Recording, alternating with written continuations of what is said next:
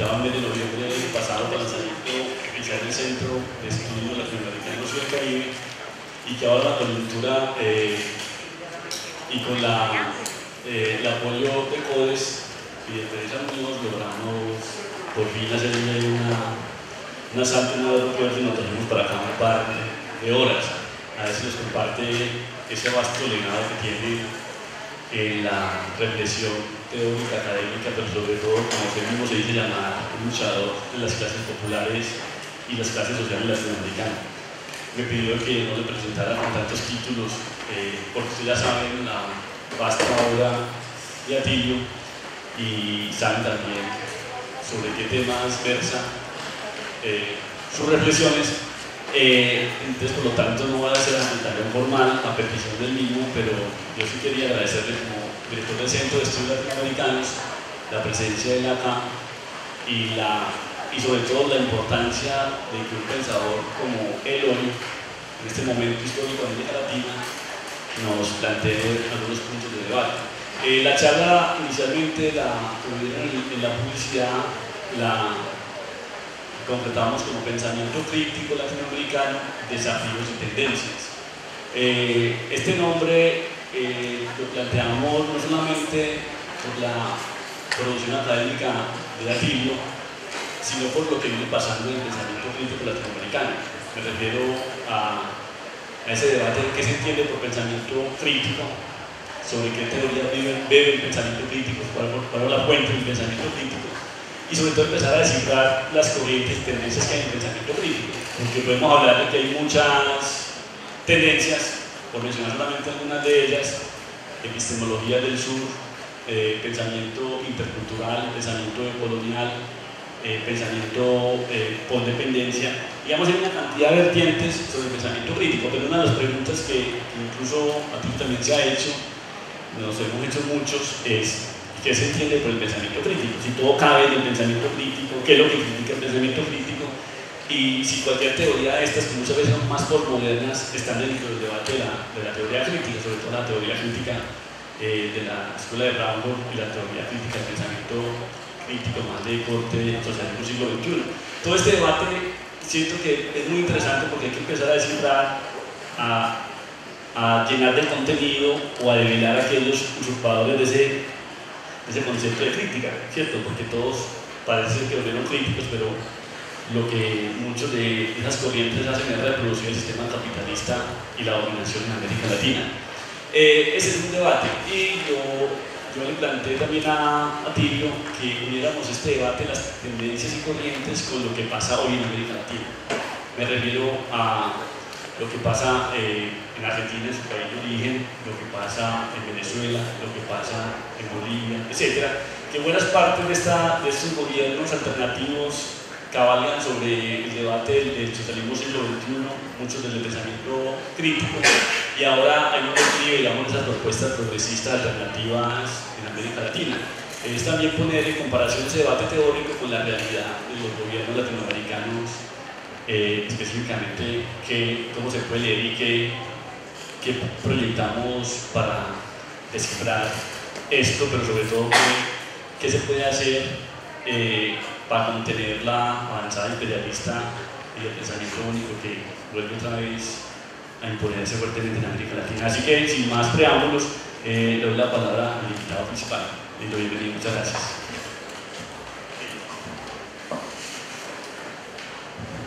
Muchas gracias, buenas tardes a todos y todas, de verdad un gusto estar aquí. Me hubiera gustado estar en noviembre, pero como dijo John, la verdad que había problemas de agenda insolubles, y bueno, finalmente estamos acá, hemos llegado.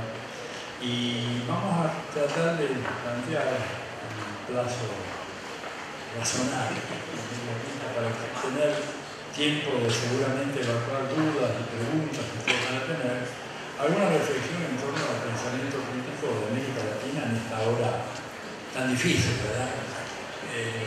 Primero, para no detenerme demasiado y no quedarme en una caracterización sociopolítica muy detallada, que no me dejaría tiempo para verlo del pensamiento crítico, decirle que hay todo un debate hoy en América Latina si es que se ha acabado el ciclo de los gobiernos progresistas y de izquierda en la región, ¿no?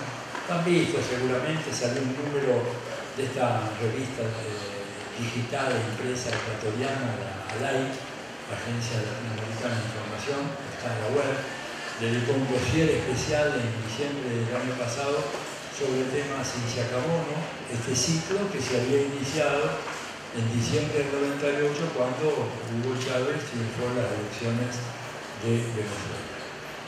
Y hay toda una serie de autores, ¿verdad?, que están diciendo, afirmando de manera muy taxativa de que ese ciclo que comenzó en aquel momento y que tuvo, a mi manera de ver, en su punto más alto, en noviembre del 2005, cuando la cumbre de los gobiernos y jefes de Estado de las Américas en Mar del Plata rechaza el ALCA, ¿verdad?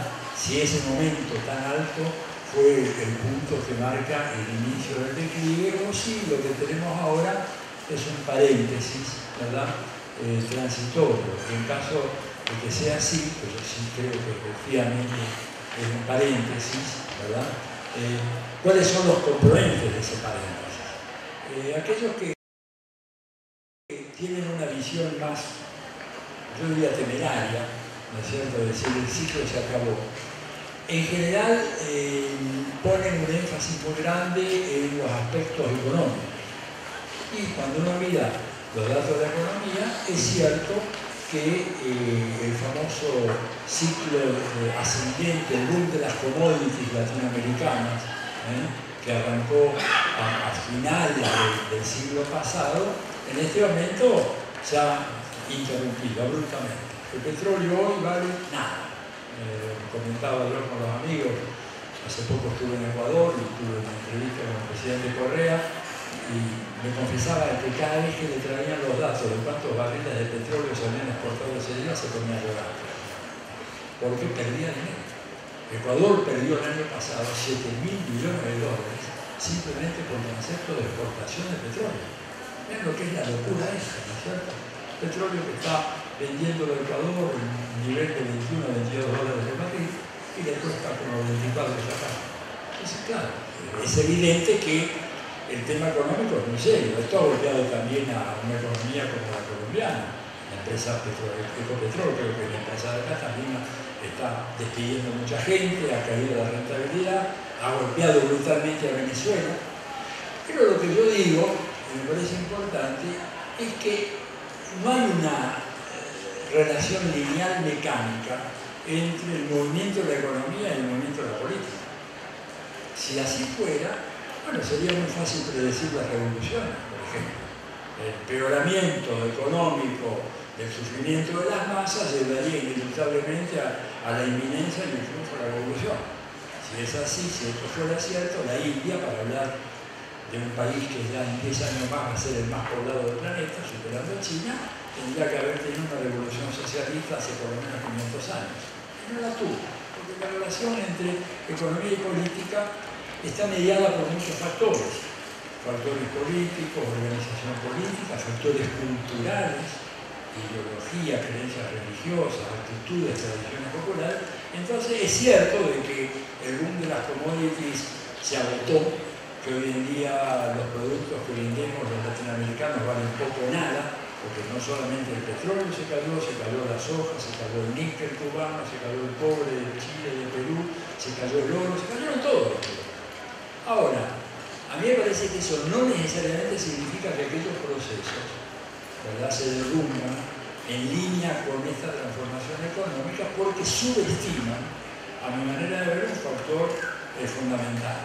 Y es el hecho de que en América Latina y en esos países se produjo un cambio en la conciencia política de grandes masas de la población que va a ser muy difícil, ¿verdad?, que por más que haya todos estos determinantes económicos se pueda volver a la situación preexistente al triunfo de Chávez en diciembre del 98. O sea, no cabe duda de que este impacto económico es muy fuerte, pero yo digo, ¿cómo se le cambia la cabeza a la gente? Porque la cabeza de los latinoamericanos ha cambiado y ha cambiado para bien. Hoy en día tienen una concepción en donde, por ejemplo, el antiimperialismo, que antes era una bandera realmente muy minoritaria en América Latina, y que pensemos en la década de los 90.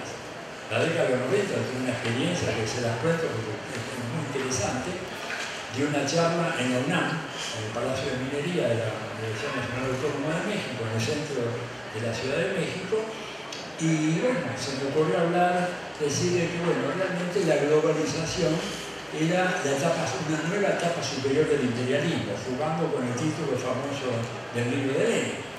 Bueno, hubo un abucheo generalizado de las artes. Estudiante de Ciencia Política y Economía de la UNAM, no era que estaba hablando ante la asamblea del PAN, ¿no? Con Vicente Fox y todo eso en el gobierno. No, estaba hablando con quien había sido hasta hace 10 años mis estudiantes. Sin embargo, el clima de época, no, hablar de imperialismo era una cosa. Me dijeron de todo, después los más amigos, pero ¿cómo se te ocurre? Nosotros, fíjate, México ya entró al TLC, ya nos integramos con Estados Unidos, pero ya van a ver lo que les espera. Y después, al cabo de poco tiempo, se verificó. Pero el clima era ese. Ese clima cambió radicalmente. Hoy en día, uno inclusive puede ir a barriadas populares y hablar del imperialismo y hablar de que el capitalismo está en una crisis terminal. No creo eso, pero digamos lo puedo decir con una exageración. Y antes yo, por ejemplo, no podía decir eso, sobre todo en Argentina, donde la tradición nacionalista popular es muy fuerte, ¿verdad? El peronismo tiene este componente muy antimarxista, pero ahora yo puedo entrar, ¿verdad?, a una de esas asambleas en las villas, los rancheríos, el Gran Buenos Aires, con urbanos, como le llamamos, y decir, miren, compañeros, partamos de la base de que el capitalismo es un sistema que está en una decadencia irreversible. No lo digo yo, lo dijo el Santo Padre, que habla en nombre de Dios, cuando hubo en Bolivia, en la conferencia de Francisco, que dio Francisco, ustedes recordarán, ante los movimientos sociales, fue el que dijo que el capitalismo es insoportable, que no se lo tolera más, que no lo toleran los campesinos, no lo toleran los obreros, no lo tolera nadie. Esto era impensable. Uno ahora lo puede decir, amparándose en un argumento de autoridad, no me gusta ampararme en el argumento de autoridad, pero a veces como táctica de discusión política es muy importante, porque hay un prejuicio muy grande ante el tema del capitalismo. El capitalismo tiene una victoria ideológica fenomenal, ¿verdad? Che Guevara lo dijo hace mucho tiempo, desde hace 500 años que nos vienen lavando la cabeza. Entonces el sistema se ha naturalizado a punto tal que aquel que hable de una crisis del capitalismo está hablando de tonterías. Bueno, pues ya no más. Entonces yo digo, ese cambio que se dio en la conciencia, ¿verdad?, ese cambio que expresa un poco el mensaje de Francisco en Bolivia y que Evo Morales recibió como una enorme noticia. Había que ver la satisfacción que sentía cuando hablaba Francisco y hacía la crítica esa frontal terminante, la destrucción de la naturaleza, del medio ambiente, de la vida social, no se lo soporta más, ¿verdad? Eso habla de un cambio de la conciencia. Francisco lo dice porque es un buen lector de la coyuntura. Dejemos al lado que sea un papa y todo lo demás. Es un buen analista político y un hombre con una larga experiencia política. ¿No es cierto? Y sabe olfatear muy bien los cambios en el humor social. La gente dice, bueno, ¿creen lo que dice? Mi respuesta no me importa si creen lo que dice. Lo dijo, y al decirlo produce un hecho político enorme, de enorme importancia. Y que viene a cuento de esto que estoy hablando ahora, es decir, es posible efectivamente de que el ciclo económico haya llegado a un punto de caída muy fuerte. De todas maneras, siempre que se cae hay un rebote, ¿verdad? El problema es cuánto dura el rebote. Viene a los 5 años, a los 10, a los 20, no sabemos. Pero lo que no tiene ese efecto de rebote ni de caída inmediata es la conciencia social. Y creo que ahí, digamos, la labor que hizo Chávez es una labor de una importancia extraordinaria. Chávez reintroduce el tema del imperialismo en América Latina. Claro, ustedes me dirán, pero Fidel vino hablando así, bueno, claro que vino hablando Fidel. Pero la voz de Fidel desde una Cuba bloqueada, sitiada, aislada de América Latina, no tenía la resonancia que tenía la voz de Hugo Chávez. Y eso prendió muy fuerte. Y además Hugo Chávez agregó otra cosa.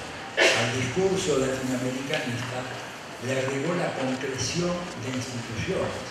Cuando él hablaba de América Latina, no hablaba solo de América Latina. Fidel tenía que hablar de América Latina, pero no tenía recursos para decir vamos a crear el ALBA. Fidel no podía decir vamos a crear la CELAC.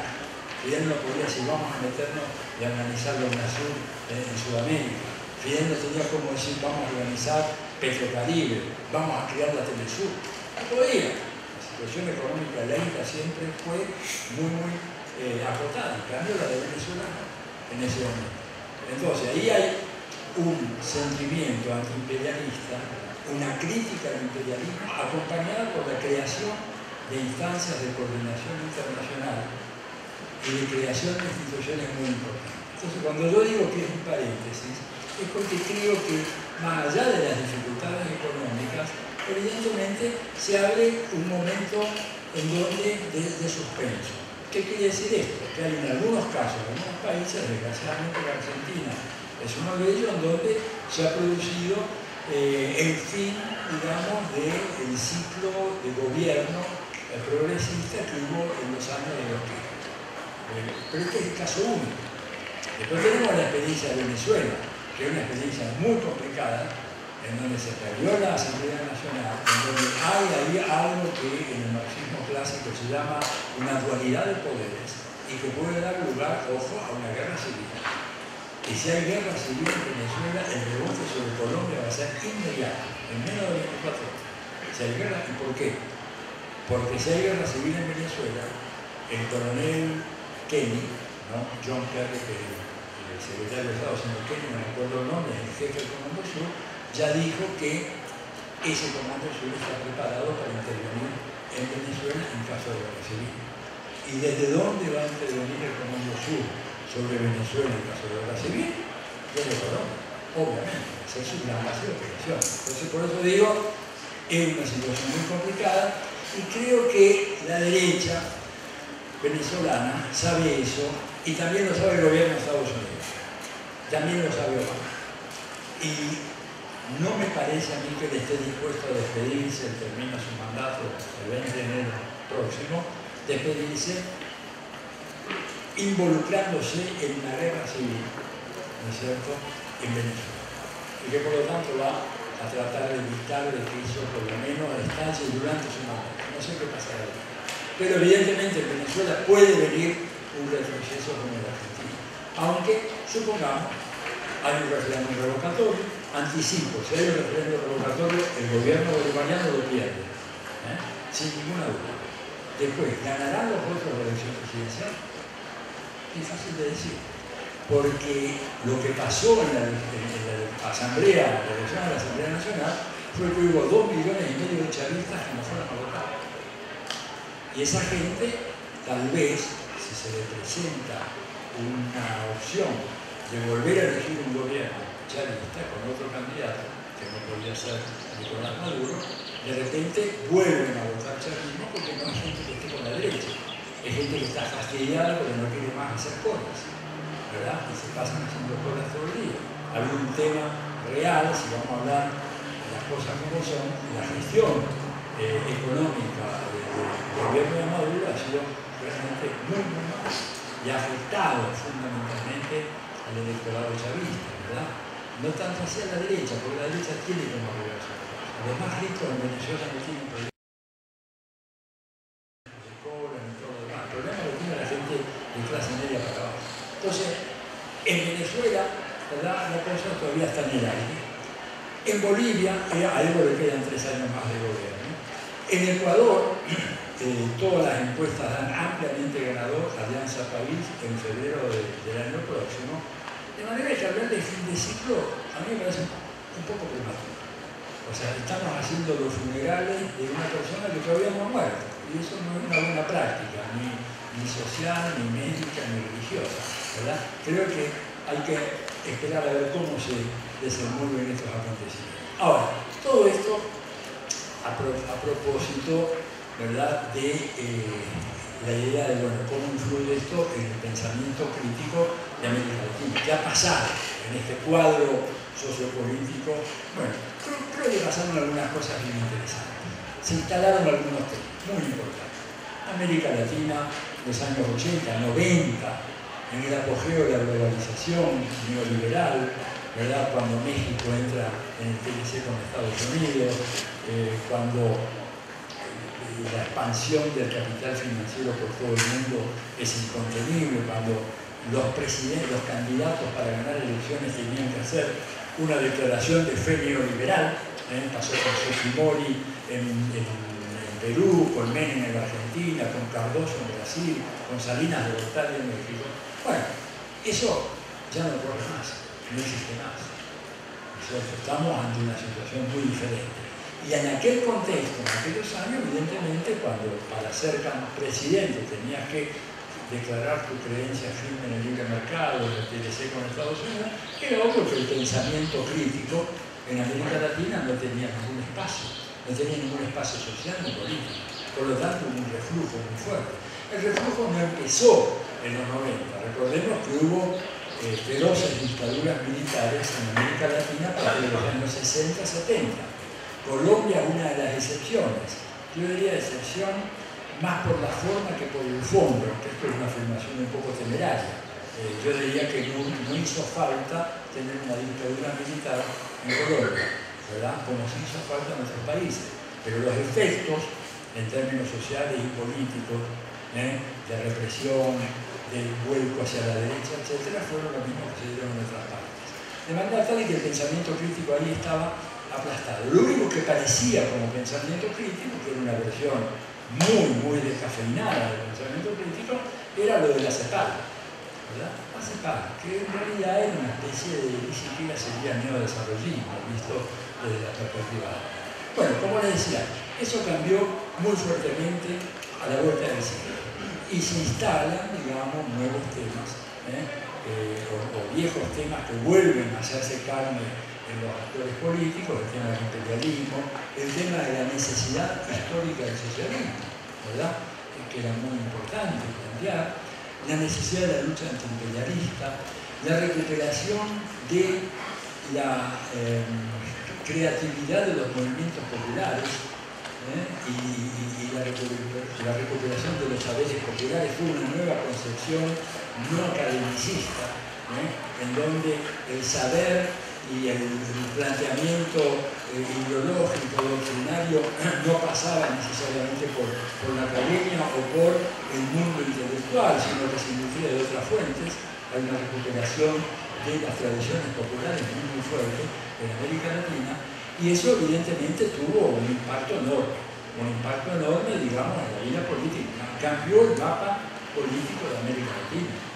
Y América Latina logra en el 2005 esa enorme victoria que fue la derrota del ALCA, ¿cierto? Luego de lo cual, bueno, viene este proceso de ralentización, de disminución de la intensidad de este proceso, y finalmente está la situación actual, en donde, bueno, hay todavía elementos muy importantes de ese gran despliegue de pensamiento crítico que siguen teniendo mucha vigencia hoy en América Latina. Y acá yo quería entonces vincular eso con el papel, ¿verdad?, que las universidades están desempeñando en la promoción de ese pensamiento crítico, cuando lo desempeñan.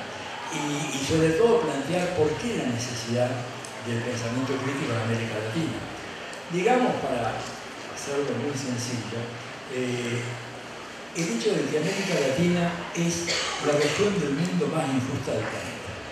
O sea, si hay una parte del mundo en donde no se puede andar con medias tintas, o con cálculos eclécticos, o con planteamientos poco claros en su radicalidad, América Latina, el continente más injusto del mundo. En un mundo muy injusto, nosotros como región somos la región más injusta. Por lo tanto, es solamente natural que un pensamiento sociológico, político latinoamericano sea profundamente crítico. Al no serlo, es un pensamiento alienado. Desgraciadamente, en las universidades, sobre todo, predomina este segundo tipo de pensamiento, en donde hay una referencia constante a situaciones que no son nuestras, situaciones que tienen que ver con el proceso político, económico, social de Europa, ¿no es cierto?, o en los Estados Unidos, y muy poca reflexión sobre nosotros mismos, y muy poca recuperación sobre lo que somos y lo que queremos ser.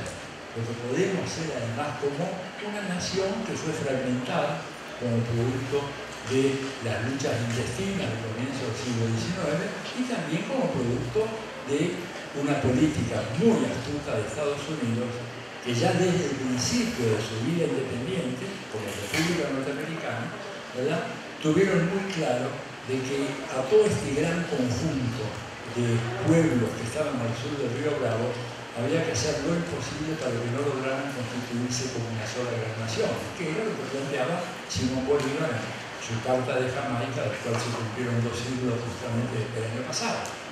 Bolívar lo vio con absoluta claridad el tema, y lo vio él en ese momento, en 1815 nada menos. Bolívar, aparte de ser uno de los 10 más grandes estrategas militares de toda la historia, fue un enorme intelectual.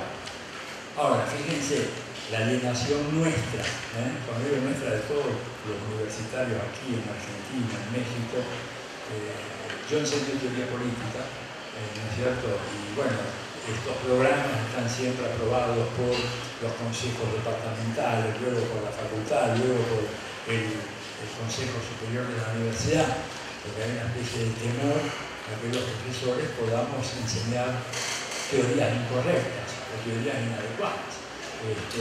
En la caracterización de los contenidos de teoría política 1, ¿no es cierto?, que arranca con Platón, en la teoría política 2, que arranca con Hobbes y llega hasta Marx, inclusive, en ese siglo XIX no hay lugar para Bolívar, no hay lugar para Marx.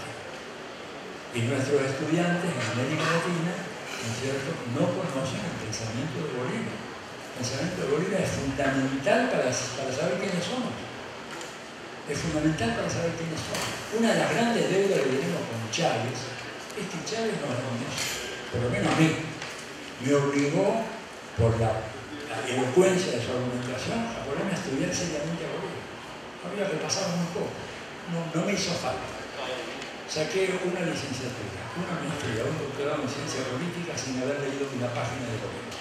Lo digo, me avergüenzo, pero digo que yo era un estudiante, yo no hacía los sílabos de esta materia, ¿no es cierto? Lo hacían otros, y venían bendecidos desde arriba, ¿verdad?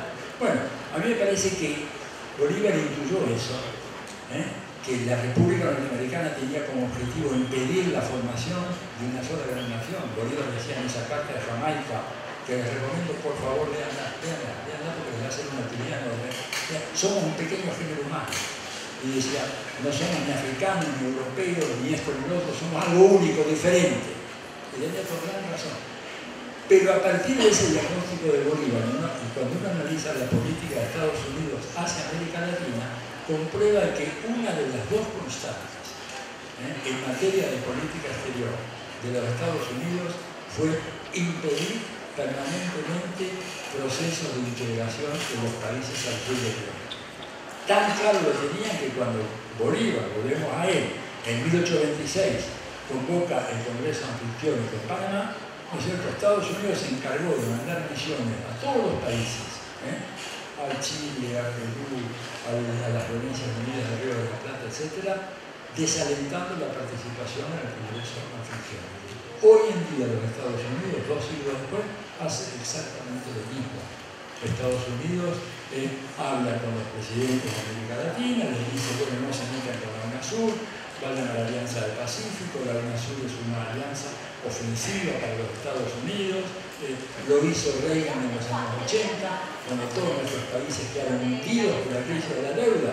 Estados Unidos organiza el club de acreedores, designan a Cecil Rhodes, secretario del Citibank, chairman del Citibank, como secretario del club de acreedores, y amenaza a los países de América Latina diciendo que si se unen en un club de deudores, la penalidad va a ser mucho mayor y las condiciones de renegociación de la deuda mucho más difíciles. Hola. Canadá. Bueno, eso pasa con los pequeños cositas. Bueno, entonces, es una constante. No saben muy bien lo que hacen, ¿no es cierto?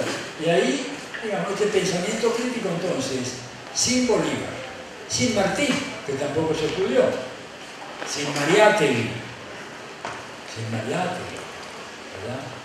Yo no sé si acá es una excepción, pero lo pregunté ayer a los alumnos de la Universidad Nacional en Bogotá y ninguno de estos tres autores figuraban en la lista de lectura de los cursos de teoría social, teoría política.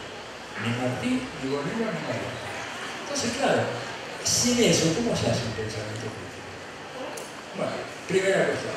Segunda cuestión, lo que Chomsky dijo tantas veces, ese otro gran pensador crítico muy importante, el gran ensayista y poeta cubano Fernández Retamar lo definió muy bien a Noam Chomsky una vez cuando dijo: Chomsky es el Bartolomé de las casas del imperio norteamericano. Y es así, el Bartolomé de las casas del imperio norteamericano, ¿verdad? Chomsky dijo: el problema que tenemos en las ciencias sociales, y él se refería a Estados Unidos, pero por extensión vale para nosotros, es que no tenemos el juramento hipocrático que tienen los médicos, ¿verdad?, de luchar sin desmayo, los médicos por la vida de los pacientes y nosotros por el bienestar de nuestras sociedades y la felicidad de nuestros pueblos. Y por eso nosotros vemos, ¿no es cierto?, agrego yo, de que muchos de los intelectuales que posan por ser pensadores críticos rehúsan decir la verdad y sin embargo, o mejor dicho, y por lo tanto lo que hacen es legalizar las mentiras. Por ejemplo, algunos de los autores contemporáneos, que eso sí figuran en casi todas las listas de teoría política contemporánea, de sociología política, se dicen muy alegremente, muy sueltos de cuerpo, de que la tarea actual de nuestros países es profundizar la democracia. Y lo dicen así nomás, profundizar la democracia, sin detenerse a reflexionar sobre cuál es el marco histórico estructural en el cual se construye un orden democrático, ¿verdad? Una cosa, si ese marco histórico estructural es la ciudad de Atenas en la Grecia clásica, en el siglo V a.C., otra cosa es el capitalismo monopólico de la tercera era del imperialismo que es donde estamos hoy viviendo. Por lo tanto, una fórmula como profundizar la democracia, simplemente una fórmula escapista que no dice nada. ¿Por qué no dice nada? Porque a menos que se nos digan cómo se hace para profundizar la democracia en el capitalismo, no en abstracto, en el capitalismo como modo de producción, es más, en los capitalismos periféricos como los latinoamericanos, la expresión profundizar la democracia carece totalmente de sentido. Parece ser un pensamiento crítico y un pensamiento profundamente conservador. Porque hablar de democracia sin hablar de capitalismo, digo, es como hablar de anatomía sin hablar de los cuerpos. Es como una mera... La anatomía de los hombres es una abstracción. No, tiene algo que ver con cuerpos concretos, carne, huesos, sangre, venas, arterias, ¿verdad? Entonces, hablar de la democracia al margen del capitalismo, sin preguntarse además si el capitalismo admite un proceso de democratización genuino hasta el final. La pregunta es muy sencilla, no lo admite. Y la respuesta es más sencilla, pero no lo admite, es inadmisible.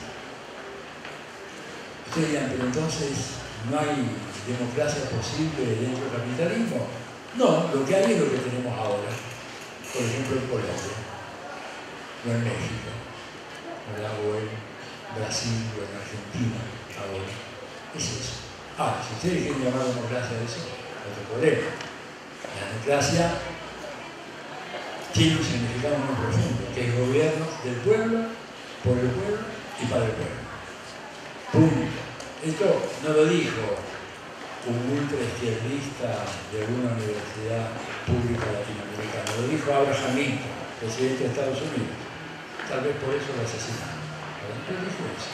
La democracia, el gobierno del pueblo, por el pueblo y para el pueblo. El resto, ¿verdad? Es plutocracia, que es lo que tenemos hoy.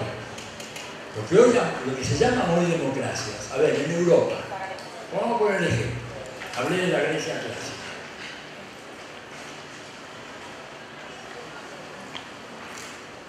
Hace cosa de 6 meses, a Grecia la sometieron, le dieron una lección brutal que nosotros deberíamos tomar nota sobre lo que es la democracia en el capitalismo. Grecia es un país que está fundido. Está un poquito más fundido que España, que Italia, que Portugal, que Irlanda, que Bélgica, no mucho más. Los números son de una elocuencia brutal, ¿no? Es decir, el producto, la deuda pública, la deuda total de Grecia en relación al Producto Bruto es 165, pero la de Italia y Portugal es 140 y algo, España un poquito menos, Bélgica 110, o sea, todo fundido en deuda.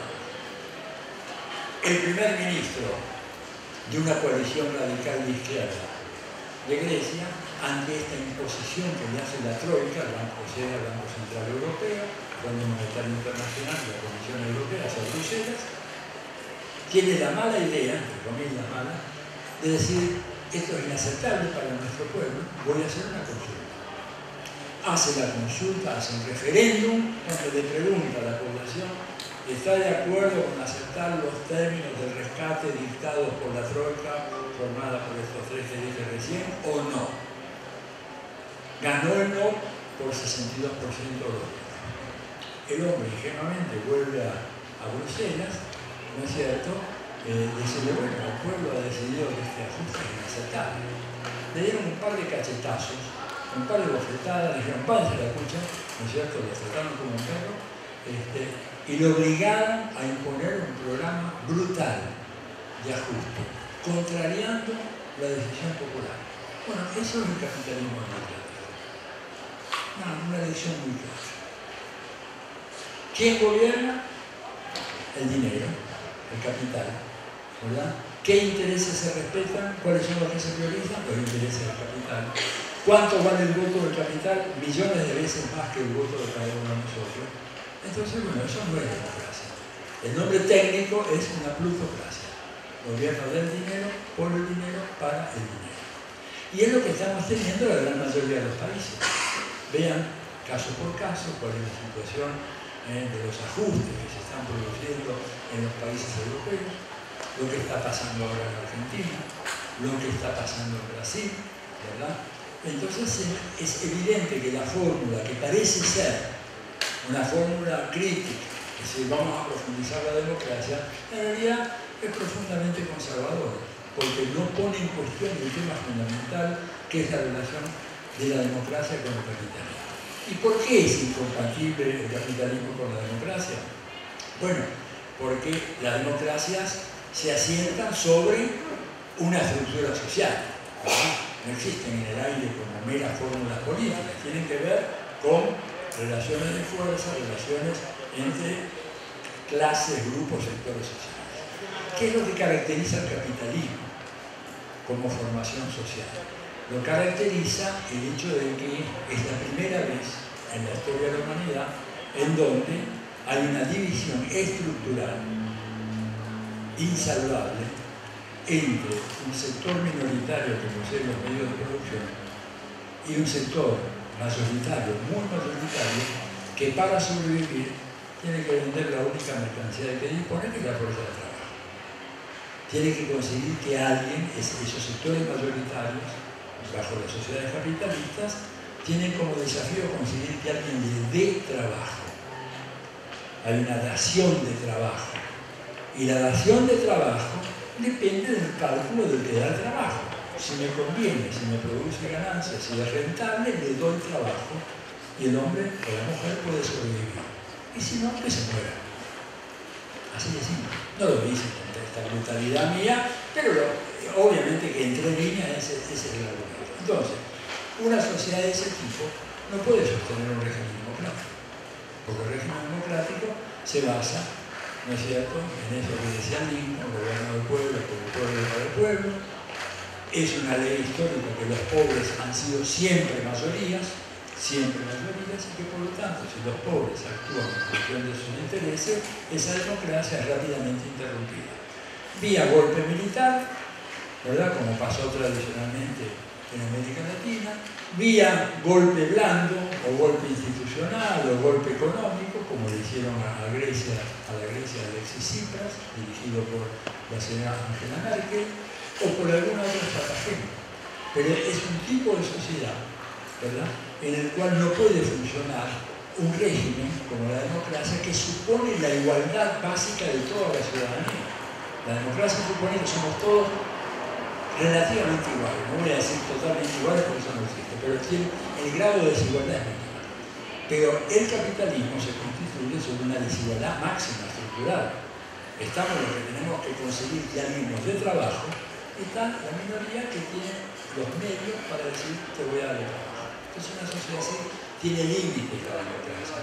Es la democracia que hay, por ejemplo, en Estados Unidos, ¿verdad?, que aparece como el gran modelo de la democracia. Cualquier análisis contemporáneo, realista de la política norteamericana, demuestra que ese país dejó de ser una democracia hace muchos años. Incluso un pensador, un economista como Jeffrey Sachs, algunos de ustedes tal vez lo conozcan, Sachs fue hace 20 años un neoliberal así absolutamente intransigente. Él fue el hombre que diseñó el plan de tránsito al capitalismo en la era de Yeltsin en Rusia y después vino a Bolivia a hacer lo mismo con Sánchez de Lozada. Ese era un hombre que era un neoliberal absolutamente convencido. Entró en crisis, una crisis ideológica profunda, y ha venido sacando algunos artículos en los últimos años y medio, ¿no es cierto?, diciendo de que Estados Unidos ya no es más una democracia. ¿Cuál es el fundamento de su análisis? Dice, bueno, una democracia supone que hay posibilidad de elegir. Estados Unidos no le ofrece, la política norteamericana no le ofrece al pueblo de Estados Unidos la posibilidad de elegir. ¿Por qué no se lo ofrece? Porque las recientes reformas en la legislación electoral y sobre todo la decisión de la Corte Suprema de los Estados Unidos, que levantó el límite de las contribuciones que los privados pueden hacer en la vida política, en los programas de acción política, se llama exactamente el artículo este de la Corte Suprema. O sea, que hoy en día una empresa puede disponer de la cantidad de dinero que quiera para financiar la carrera política de un candidato. En la medida en que eso ocurre, ¿verdad?, se acaba la posibilidad de competencia electoral. La competencia ahora va a ser quién tiene el mejor recaudador de fondos.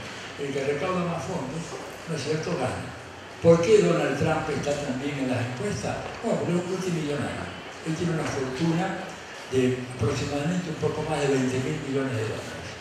Y dijo, cuando se lanzó a esto, que iba a destinar el 10% de su fortuna para financiar su carrera política. Y lo está haciendo. Y arrasó con todos los competidores del Partido Republicano. Y probablemente arrase también con los demócratas. Porque además va a llegar más liberado de condicionamientos que Hillary Clinton o Bernie Sanders. ¿Por qué? Porque los otros tienen que estar pidiéndole plata a las grandes empresas. Y este, que es un demagogo, lo acusa a Hillary Clinton y a Sanders, y si ustedes no tienen ninguna autonomía, ustedes van a hacer lo que le ordenen a aquellos que le pagan su campaña. En cambio, a mí nadie me da un peso, me la pago yo solito, yo voy a hacer lo que yo quiero, el pueblo americano me va a votar a mí, yo le voy a decir lo que voy a hacer, y una vez que me voten, no hay ningún compromiso, ni con Wall Street, ni con la industria farmacéutica. Eso es lo que dicen, no sé después lo que hacen. Pero esto le demuestra, digamos, de que la vida política se debe saber quién recauda más dinero. Porque quien recauda más dinero tiene más tiempo de televisión, tiene más capacidad de manipular conciencias, etc. Entonces, bueno, ahí vemos cómo hacer un planteo que en lo superficial parece como pensamiento crítico, que es profundizar la democracia, no lo es. El otro, y con esto cierro para poder tener un intercambio, es el llamado capitalismo verde, ¿verdad?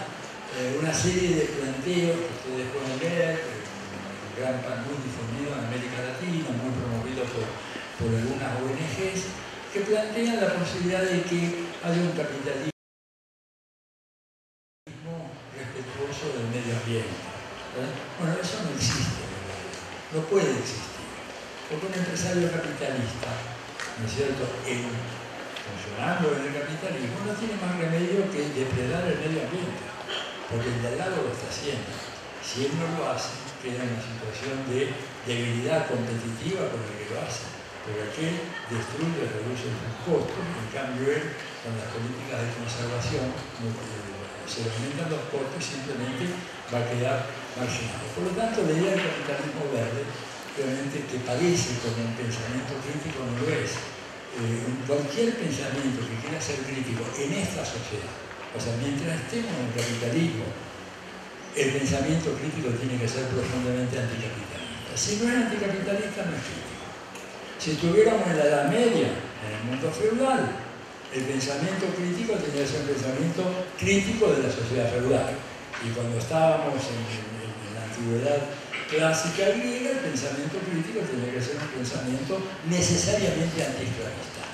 Hoy el pensamiento crítico, si no es anticapitalista, es otra cosa. Lo que pasa es que da un cierto lujo de decir este es un planteamiento crítico, etc., cuando en realidad no lo es. Pero este es otro ejemplo, ¿no es cierto?, el tema del capitalismo grande. Bueno, por eso digo, y terminaría con una reflexión. ¿Pueden las universidades contribuir en algo a desarrollar el pensamiento crítico? La respuesta a veces es que sí. Yo creo que es un tema que hay que pensarlo muy bien, ¿verdad? A ver, las grandes revoluciones teóricas de los últimos 100 años la produjeron gentes que hicieron esas revoluciones sin tener nada que ver con la universidad o muy poco que ver con la universidad. Empecemos por Einstein. Einstein pudo escribir su célebre artículo, fundador de la teoría de la relatividad, porque trabajaba en la oficina de patentes del correo de Suiza, en Ginebra. O sea, no tenía detrás de sí con el aliento en la nuca del juicio de pares que tenemos hoy en día en todo el mundo, juzgando si lo que escribimos es científico o no es científico. Digo eso. Si hubiera habido una revisión de pares, como se ha hecho tradicional en todos los sistemas universitarios del mundo, ¿verdad? Bueno, seguramente que hubieran desechado el trabajo de Einstein como una locura, desatino, ¿qué es esto de que el tiempo y el espacio son relativos? El tipo está loco. Freud, que tampoco enseñó, hubiera sido descartado radicalmente como maniático sexual, impresentable, ¿verdad?, con toda su teoría de la libido, de la sexualidad infantil. De Marx, bueno, hubieran dicho cualquier cosa. Lo que no dijeron de Darwin, como que somos una especie que evoluciona a partir de un chimpancé que va de lo que es esto. ¿Cómo lo vamos a publicar en una revista académica, en una universidad de Glasgow o de Londres o en Oxford o de Cambridge? Fuera. Hoy, en cambio, hay que estar alineado. Y hay un pensamiento convencional muy fuerte. Y por lo tanto, se desestimula el pensamiento fuera del gran paradigma. Y el gran paradigma de las ciencias sociales que impuso los Estados Unidos. ¿Por qué lo impuso? Bueno, porque ganó la Segunda Guerra Mundial. La Segunda Guerra Mundial reestructuró el mundo a su imagen y semejanza, impuso un modelo de sociedad. Acabamos de almorzar en uno de los tantos patios de comida que hay en toda América Latina exactamente iguales, en Argentina, en Chile, en Brasil, en toda América Latina, en Estados Unidos, en Europa, pusieron eso. Antes no se comía así. Se comía más sabroso en los locales nuestros de comida, en esos restaurantes populares o no, pero ahora no, comida estandarizada. El nombre del juego es estandardiza y triunfarás. ¿Verdad? Impusieron un patrón cultural, impusieron una música, impusieron una lengua, que es el inglés, porque no hablo inglés, está fuera del mundo. Digo, yo sé que para muchos esto es un insulto, pero para combatir el imperialismo hay que hacer lo que hizo Martí. Si no se puede vivir en las entrañas del monstruo, por lo menos manejar su lengua. Porque manejando su lengua vamos a saber qué es lo que piensa. Y sabiendo qué es lo que piensa, ¿verdad?, como el ajedrecista. ¿Cuál es el ajedrecista que tiene más chances de ganar? ¿El que sabe cómo piensa el otro o el que es totalmente ignorante de cómo piensa el otro? ¿Y cuál es la clave para saber cómo piensa el imperialismo? Entender su idioma y leer sus documentos, que son muchos, ¿no es cierto? Entonces, pusieron el idioma, un estilo de vida, pusieron un tipo de música. Ellos apoyaron no la música negra norteamericana, no el jazz, que fue siempre una expresión marginal en la cultura norteamericana.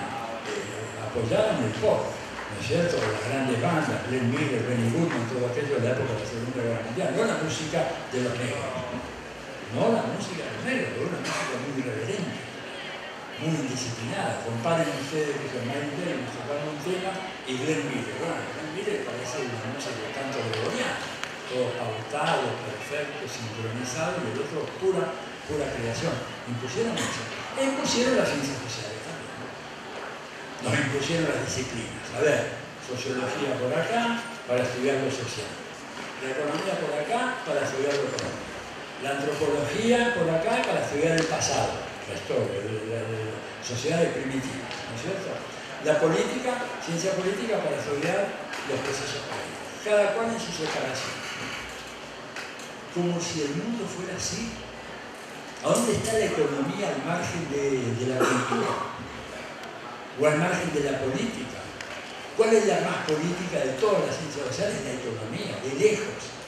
Yo soy politólogo, sociólogo, pero la disciplina política por excelencia es la economía. ¿Por qué? Porque es la ciencia que trata, o la pseudociencia, que trata sobre la distribución desigual de recursos escasos. Eso es, que trata tiene por esencia el estudio de la lucha por el poder. Entonces, pero esta no es la visión convencional. Entonces tenemos tesis por acá, dedicada al estudio de lo social, separado de lo económico, separado de lo antropológico, de lo cultural, separado de lo económico, de lo político, y eso nos ha llevado a una situación de parálisis, de falta de creatividad en el mundo de las ciencias sociales. Y esto, desgraciadamente, las universidades en todo el mundo se han venido convirtiendo en focos de irradiación de este modelo de pensar lo social que nos priva de una potencialidad transformadora. Por eso, digamos, es necesario superar estas barreras, estos estigmatismos. Una buena tesis de maestría o doctoral tiene que ser una tesis que integre todo esto, ¿verdad? Si ustedes quieren un modelo de análisis muy interesante sobre esto, lean el 18 Brumario de Bonaparte, que es el clásico texto de Marx, en donde ven cómo se articula lo económico, lo social, las tradiciones culturales, lo político, las relaciones internacionales. Es una obra maestra, pero no es la división, ¿verdad?, del análisis de lo político con variables políticas, factores políticos. A mí me arruinaron la vida por un tiempo, preparando mis tesis de maestría y doctoral, porque tenían que ser una tesis exclusivamente dedicada a temas políticos, con variables políticas y sobre todo variables de carácter cuantitativo. Y yo decía, pero ¿y cómo se mide la conciencia de clase? ¿Cómo se mide la rebeldía de un sector social? ¿Cómo se mide la indignación que puede llevar a gente a salir a la calle? Que se ponía de ejemplo ayer, ¿no es cierto? Me preguntaban por la lucha armada. ¿Es la única manera de protestar? No. Mubarak, un tirano salvaje en Egipto, estuvo 30 años sostenido por Estados Unidos. Cayó sin que se disparase un solo tiro. ¿Qué pasó? Bueno, hubo 1 millón de personas que se quedaron en la plaza central del Cairo así durante un mes. No más con eso. Imposible, mataron a unos pocos, ¿verdad? Reprimieron, pero no pueden matar a todos. Y se cayó Mubarak, que parecía que le decían el faraón. A Mubarak, yo estuve en Egipto. La gente decía el faraón Mubarak, que este va a durar toda la vida. Unas macanas. En un mes, con 1 millón de tipos en la calle, se cayó Mubarak. Entonces, ¿cómo se mide eso? A ver, en los análisis políticos. La vocación de un pueblo que dice, vamos a luchar para sacar de la tiranía. Entonces, esto es un poco el efecto del imperialismo de la ciencia económica, de la econometría en realidad, más de la ciencia económica. Si Adam Smith volviera a la vida, y visito un departamento de economía, no queda uno en pie. No queda uno en pie. Lo echa todo, pero lo echa mal. Ahora me dice un gran pensador, ¿no es cierto? Pasa que muy mal conocido, dice que de la mano invisible. Menciona una vez en creo que 600 páginas la metáfora de la mano invisible, nunca más le dio bolilla a eso, siempre pensó otras cosas, ¿verdad? Sí creía en el libre cambio, como creía, por ejemplo, Antonio Gramsci. Digo, para que vean la complejidad del tema. Gramsci, un marxista sólido, pero hay algunos pasajes de él en la época de la Primera Guerra Mundial que planteaba de por qué la clase obrera italiana tenía que comprar productos protegidos de una industria ineficiente, corrupta, como la industria de la burguesía italiana del norte de Italia. Y él pone el ejemplo, dice, yo quiero comprar, y pone, lo dice textualmente, voy a la farmacia y me dice el farmacéutico, acá tengo este analgésico, este es italiano, vale tanto. Y acá está el otro alemán, que era de Bayer, si el Bayer es bueno, ¿verdad? Y valía más barato. Y entonces Gramsci, ¿no es cierto?, dice, los ladrones de la burguesía italiana, ¿no es cierto?, agitan el fantasma del nacionalismo italiano y el odio hacia los alemanes para hacernos comprar un producto que el farmacéutico me dice que es de menor calidad y que encima es más caro. Digo esto para ver cómo el tema del libre cambio no es tan fácil como lo plantean los neoliberales. Pero bueno, la cabeza de Gramsci tenía una profundidad en las dimensiones extraordinarias. Pero con esto lo que quiero decir, y termino, es que realmente a veces tenemos que replantearnos nosotros mucho lo que estamos haciendo en las universidades y tratar de evitar que sean los administrativos de los ministerios de educación, por ejemplo en mi país, que son los que realmente dicen qué es lo que hay que enseñar, lo que eligen, cuáles son los jurados, cuáles son las revistas que valen, ¿verdad? Termino con esta anécdota. Yo publiqué hace poco un libro que tiene más de 350 páginas sobre la geopolítica del imperialismo. En el organismo de evaluación que tenemos allá en Argentina, ¿verdad?, que es el CONICET, el Consejo Nacional de Investigaciones Científicas y Técnicas, un libro de esos, publicado en Argentina por una editorial respetable, en una escala de 0 a 10, te dan 3 puntos o 4. Son 300 páginas de sólida investigación sobre el tema de la geopolítica actual. Si yo hubiera publicado un articulito de 5 páginas en una revista cualquiera de los Estados Unidos, me daban 10 puntos. Eso se llama colonialidad del saber. Eso refleja que todavía, a 200 años y más de nuestra independencia, como decía también Bolívar, nos independizamos de nuestros amos, pero nuestros amos están todavía dentro de nuestras cabezas. Y contra eso hay que luchar. Nada más, gracias.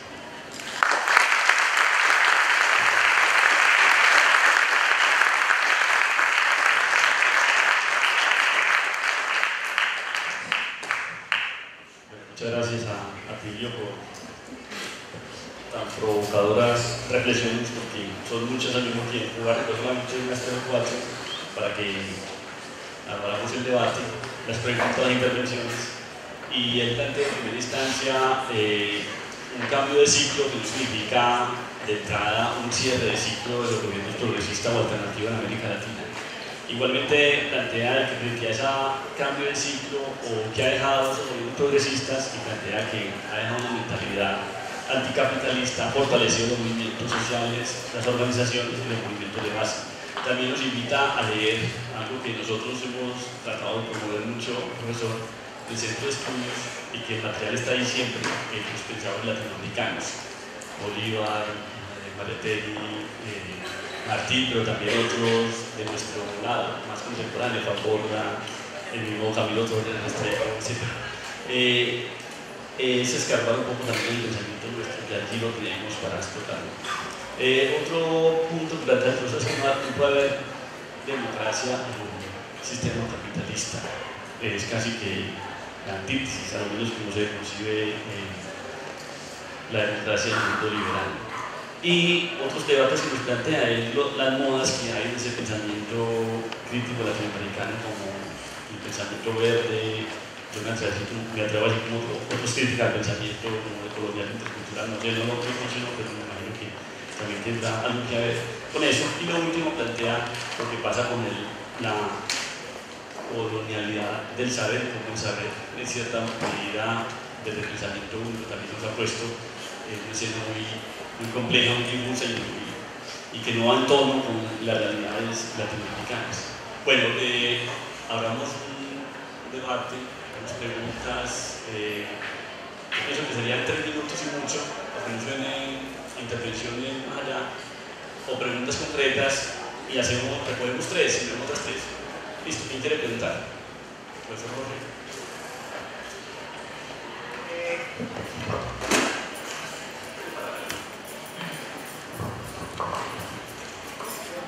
Bueno, muchas gracias al profesor Atilio Borón por la charla.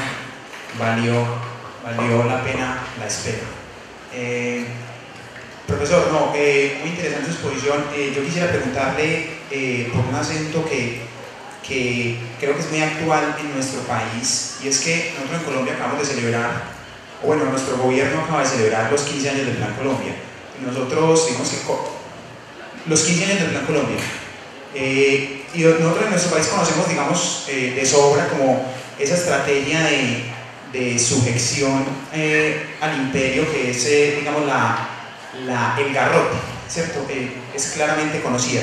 Pero hay como otra vertiente o una línea de intervención de Estados Unidos en América Latina, que es la combinación del garrote con la zanahoria, ¿cierto?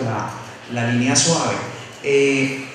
En nuestro país desde hace un tiempo viene aumentando la presencia de USAID, ¿cierto? De ayuda norteamericana. Y lo pregunto es porque USAID ya no hace presencia solo como en instancias del alto gobierno, sino que está presente hasta en organizaciones sociales. O sea, USAID se volvió una agencia de cooperación frente a la cual las organizaciones sociales, hasta algunas de tradición crítica, se están peleando recursos, y bueno, hasta USAID está financiando planes de la universidad. Pero bueno, uno cuando le pregunta a la gente, pues la gente le argumenta que hubo un cambio, un viraje en el gobierno norteamericano, entonces que eso justifica digamos, la pelea por esos recursos, ¿cierto? ¿Usted qué piensa frente a esa combinación, y si hubo un cambio, una transformación radical como en esa orientación y esa combinación entre zanahoria y garrote?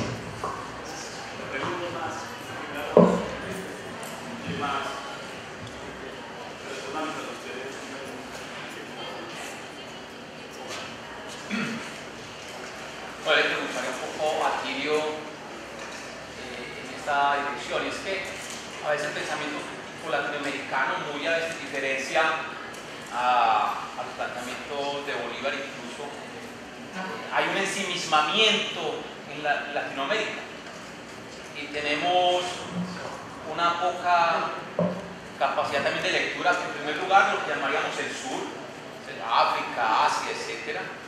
Y en segundo lugar de los propios procesos sociales y políticos europeos. En esta dirección, ¿cuáles serían también desafíos del pensamiento crítico latinoamericano en relación de pensar esa otredad de estos continentes?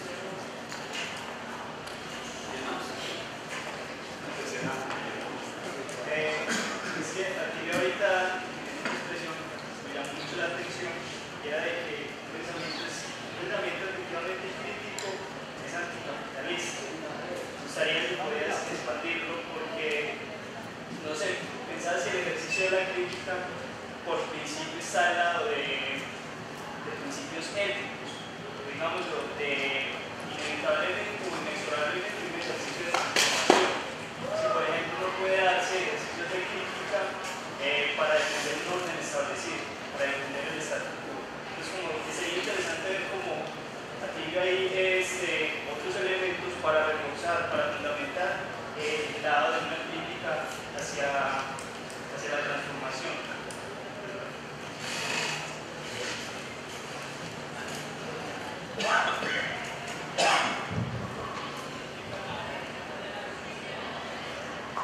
Bien, primero que nada, gracias por las 3 preguntas, colegas, compañeros.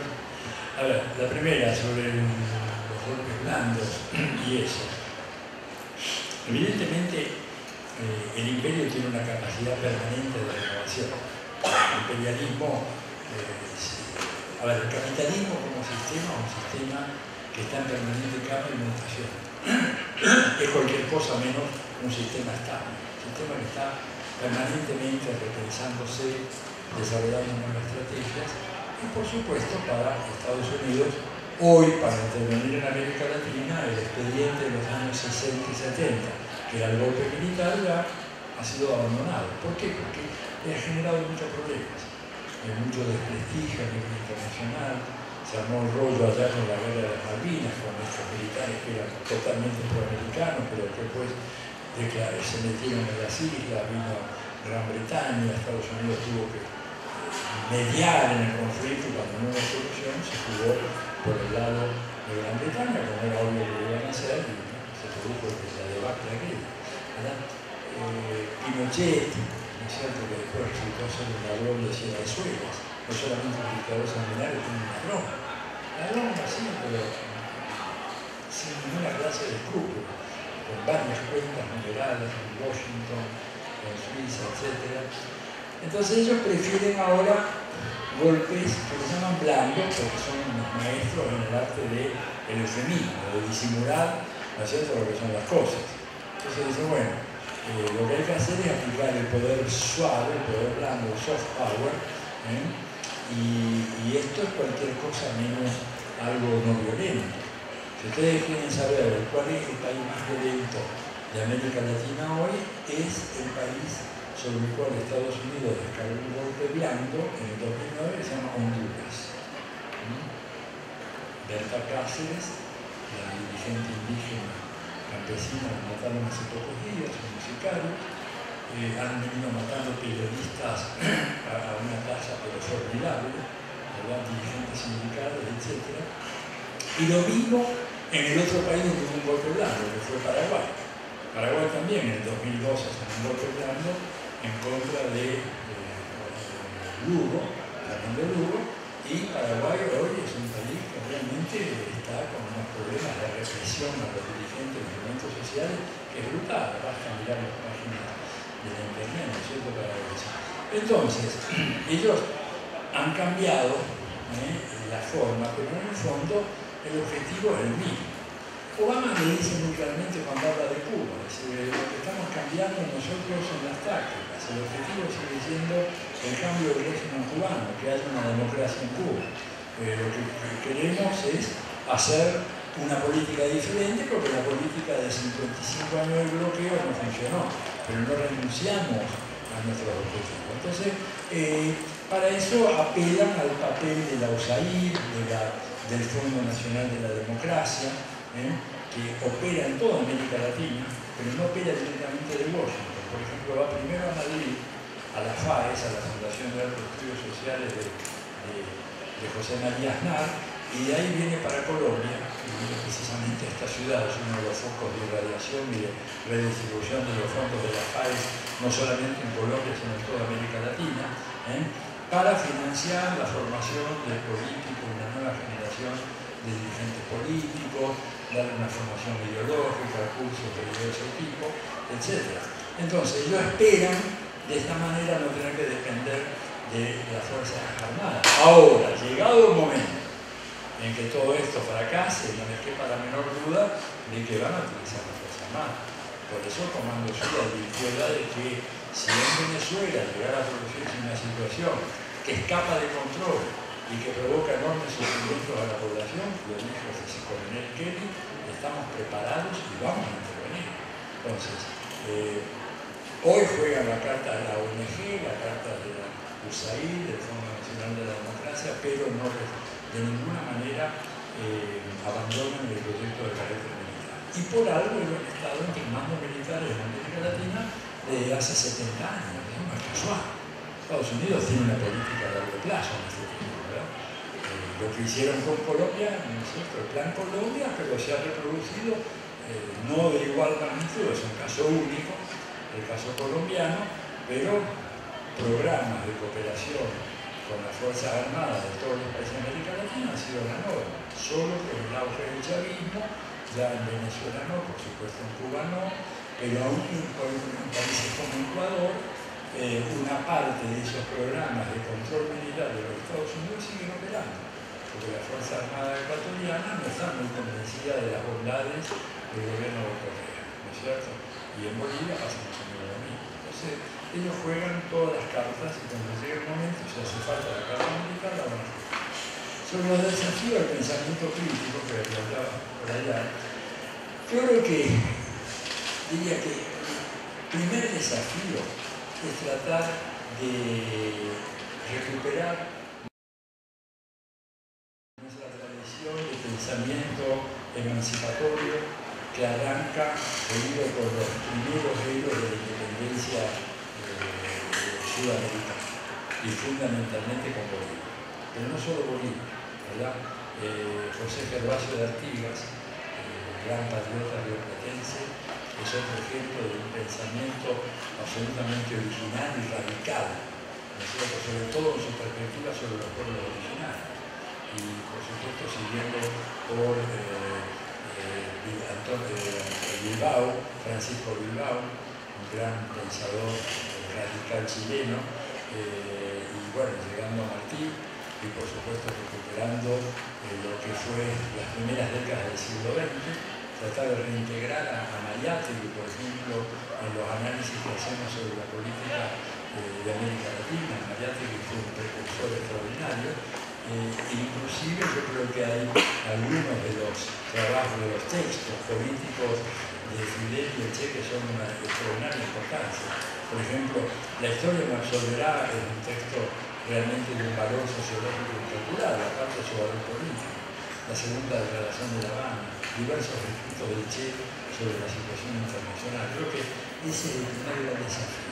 El segundo, convertirnos en gente que podamos comunicarnos con nuestros conciudadanos y conciudadanas sin caer en toda esa cosa hermética que suelen tener los intelectuales de izquierda en América Latina, que buscan un poco su aprobación imitando modismos culturales extraídos fundamentalmente de las academias europeas, principalmente de Francia y de Estados Unidos. O sea, poder escribir en buen castellano. Digo, no nos queda de otra. Con eso no estoy menospreciando la lengua original y todo lo demás. Pero si queremos llegar a un público muy amplio, lo tenemos que escribir en un buen castellano, sin los rebuscados argumentos y hermetismos que yo creo que desgraciadamente caracterizan a buena parte de la producción de izquierda en América Latina y que hacen que esos textos sean prácticamente ininteligibles para el pueblo común. Yo diría que esas dos tareas son muy importantes y después una tercera, que es de otro orden, es ver de qué manera podemos librar una batalla efectiva en el mundo de las redes sociales, ¿no? Les recomiendo ver el artículo que sacó ayer o antes de ayer Álvaro García Linera sobre la derrota del referéndum en Bolivia. Él enumera algunos de los factores, y uno de los factores muy importantes es él dice, no supimos dar la batalla en el mundo de las redes sociales, que aún en un país con el atraso que tiene Bolivia ha tenido una penetración y una importancia social. Entonces yo creo que eso es muy importante. O sea, la cibermilitancia no es necesaria. Es una forma más efectiva que la de andar repartiendo volantes o publicaciones periódicas como hacían hace 30, 40 años aquellos luchadores sociales que pensaban, ¿verdad?, que la gente leía, y hoy en día la gente lo que lee es básicamente redes sociales. Ya ni siquiera ve la televisión. La generación joven, hay mucho estudio de eso. No mira la televisión, mira lo que ve por internet. Ahora, internet es un arma peligrosísima, ¿verdad? Puede ser usada a favor nuestro, pero también en contra. Porque el internet es un idioma que es inglés. Nos guste o no nos guste, ¿verdad? Y yo siempre digo, no nos olvidemos de eso que la carta famosa del padre de Brija, que le dirige a los reyes católicos al poco tiempo del descubrimiento de América, no sé si oyeron hablar de esa carta, pero estoy diciendo, ¿no? De Brija era un sacerdote muy cercano a la corte de los reyes católicos. Cuando él recibe toda la información de lo que había descubierto Colón después del segundo viaje, le dirige una carta a las majestades españolas que les decía, bueno, es muy importante la evangelización de los nuevos pueblos descubiertos dentro de los pueblos, pero tan importante como eso que se le dirija es enseñarles nuestra lengua, enseñarles el castellano.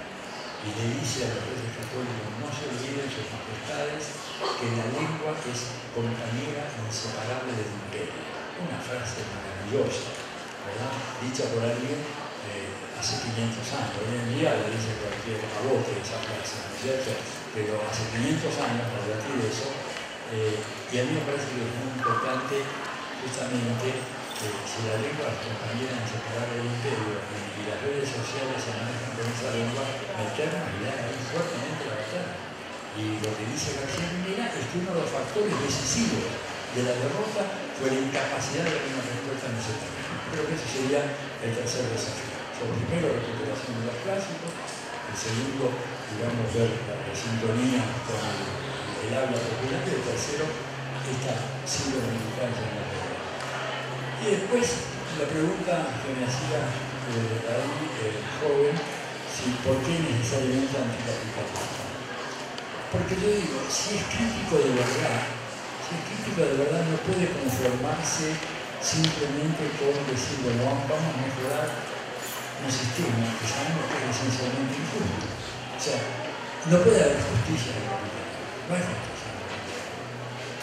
Preguntémonos por qué no hay justicia en el capitalismo. Que es una falla de los jueces de Colombia. Es una falla de los jueces argentinos, que allá no está mejor que acá. Una falla de los jueces mexicanos, que no atinan a dar con los responsables de la masacre de Ayotzinapa. Es una falla de los jueces norteamericanos que hoy, a más de 50 años del asesinato de Kennedy, siguen diciendo que a Kennedy lo mató un loquito suelto que andaba por ahí con un rifle, que tiraba una bala que hacía una trayectoria así, ¿no es cierto? Que mataba de un balazo a Kennedy, hería a John Kennedy, también que era el gobernador de Texas. Digo, la crítica tiene que ser radical. La crítica va a la raíz de las cosas, lo que decía el joven Marx. La raíz de las cosas del hombre en su humanidad total, ¿no? Hombre y mujer, por supuesto. Entonces, se puede hacer una crítica que se quede en mejorar, ¿no es cierto? Tratar de mejorar, pero no le llamamos una crítica radical. Vivimos el capitalismo, una crítica radical tiene que ser anticapitalista, si no, no es radical y no es pensamiento crítico. Una crítica meliorista, yo no la voy a combatir, pero le voy a exigir a esos compañeros que vayan un paso más allá, que no se queden, que sigan avanzando en esa crítica. Pregúntense por qué. Pregúntense por qué los problemas que tiene el capitalismo en todo el mundo son los mismos problemas. ¿Verdad? Que hay en Colombia, que hay en Estados Unidos, que hay en Grecia, que hay en Alemania. ¿Por qué el racismo es un rasgo tan importante en el capitalismo? ¿Por qué el capitalismo inaugura probablemente lo que fue el comercio más infame de la historia, que fue la trata de esclavos?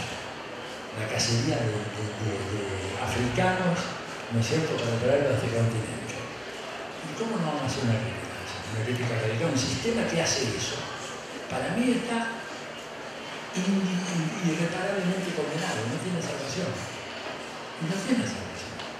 Digo, por eso estamos pensando en el cambio climático, en los temas de la ecología, del medio ambiente. No tiene solución para el capitalismo. Es inútil.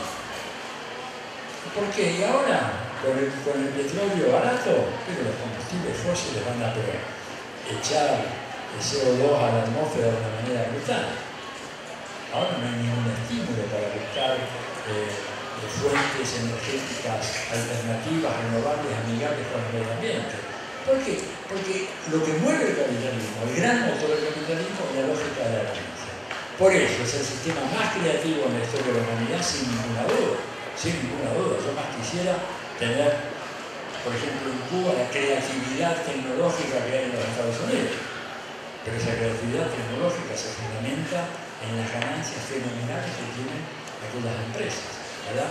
Pero así como es el sistema más tecnológicamente avanzado y con mayor capacidad de producción de riqueza que ha conocido la historia de la humanidad, es el sistema que tiene un talón de Aquiles que lo contiene inexorablemente a su destrucción, que es la incapacidad de distribuir la riqueza que genera. Fíjense los datos que presentó la Oxfam ahora en la conferencia de Davos, en el Foro Económico Mundial. el 1%, ¿no es cierto?, más rico de la población mundial, ya es dueña del 51% de la riqueza del planeta. El 1% tiene más que el 99% restante. Entonces, ¿cómo no ser radical, profundamente radical, intransigentemente radical ante esa situación? Lo cual no quiere decir que no haya otras críticas, son bienvenidas, pero a mí me interesa la crítica radical, la que va al fondo de las cosas. Gracias.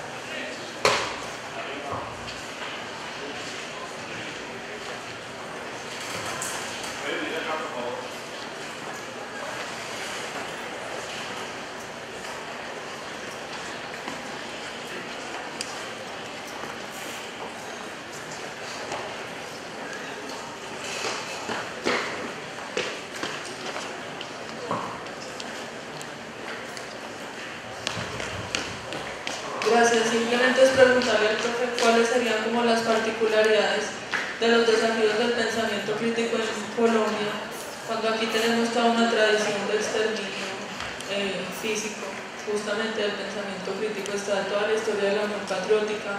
Actualmente el movimiento político Marcha Patriótica, con solo 3 años de consolidación, tiene más de 160 muertos encima. Está la historia trágica del profesor Miguel Ángel Beltrán, profesor de Sociología de la Universidad Nacional, que hoy está preso con una condena de 8 años, acusándolo a través de un falso positivo judicial de ser un ideólogo de las FARC. Y así hay innumerables ejemplos que dan cuenta como esa condena al pensamiento crítico en Colombia, con el agravante que al interior de las propias universidades se reproduce ese silenciamiento. La Universidad Nacional, por ejemplo, no hizo nada para manifestarse en contra del encarcelamiento del profe Miguel Ángel. El propio rector lo justificó y así al interior de la universidad hay un silenciamiento también. Entonces, ¿cuáles serían las perspectivas de ese pensamiento crítico en Colombia de cara a esas problemáticas? Bueno, doctora Tilio, yo le quería hacer una pregunta por algo que me interesa mucho y es la, digamos, despolitización de la sociedad que de cierta manera impulsa el neoliberalismo. Ya que usted citaba ahorita a Chomsky, a mí también me gustaría citar un ejemplo de un libro que él pone donde él dice que uno de los grandes triunfos del sistema ha sido, digamos, no solo como hacer menos disponibles los recursos culturales para la población, sino que hacer que la población no desee acceder a esos recursos culturales, sino que se distraiga, por ejemplo, en, lo que usted, en la televisión, en Facebook, pero en cosas, digamos, que no piensan en lo social y muy en tono con lo que usted dijo ahorita de la compartimentación de las ciencias, porque entonces vos sos ingeniero y usted lo único que tiene que saber es el conocimiento técnico especializado para hacer edificios y ya, para de contar, usted no tiene que pensar en la sociedad. Entonces, y yo creo que esto aquí en Colombia se ve mucho y aún a pesar, y con dolor mío, en las universidades públicas, donde se ven muchas personas que literalmente solo les interesa graduarse. Así que yo quisiera saber cómo ve usted eso de la despolitización, que viene mucho como de una estrategia del neoliberalismo, y cómo se podría volver a politizar la sociedad.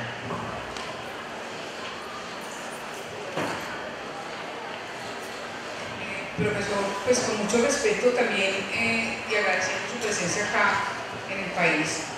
Yo quiero hacer como énfasis en algo con el que usted inicia este conversatorio, y es el tema de cómo se está, la mirada del momento cíclico que está viviendo el movimiento progresista latinoamericano, que uno de pronto se siente maltrecho con el tema de los resultados electorales de casi todos los procesos latinoamericanos que se han venido dando en los últimos tiempos. Pero hay algo que usted recoge que yo pienso que es muy importante resaltar, y es lo que ha dejado fundado ese movimiento alternativo, ese movimiento progresista alternativo latinoamericano en la conciencia popular desde el tema del pensamiento crítico. Es como ha dejado fundada una semilla de pensamiento crítico popular.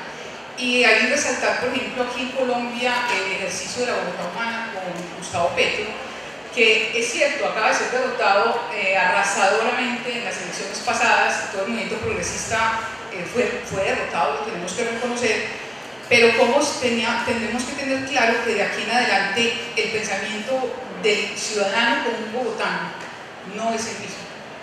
El resurgimiento de una conciencia juvenil frente al tema de la defensa, de la defensa del medio ambiente, de la lucha y de una postura política frente al cambio climático, nos da esperanzas frente a lo que puede estar sucediendo a nivel internacional.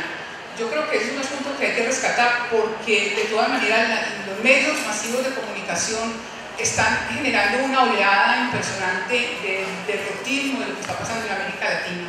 Y creo que es muy importante que nosotros, desde la academia, desde donde tenemos posibilidades desde el punto de vista político, comencemos a hacer un cuestionamiento precisamente de lo que esos modelos alternativos en Latinoamérica comenzaron a generar. Y es que sembraron semillas de pensamiento crítico que son muy importantes, sobre todo cuando logran permear a las clases sociales más empobrecidas, que generalmente han sido silenciadas por siglos. Eso creo yo que es una de las cosas que resalto, y obviamente me gustaría que usted se pronunciara un poco, que estuvimos en el Consejo de Medellín cuando se estaba hablando desde Antioquia le habla a La Habana, de posturas, por ejemplo, como decir, no, es que está bien el hecho de que se pierdan, de que los gobiernos, o por lo menos los gobiernos alternativos o con tendencia socialista pierdan en las elecciones, es un asunto natural dentro del concepto de democracia, porque es un asunto de alternancia de poderes. Yo disiento de eso y me gustaría que de pronto usted pudiera plantearnos qué piensa frente a ese asunto de alternancia.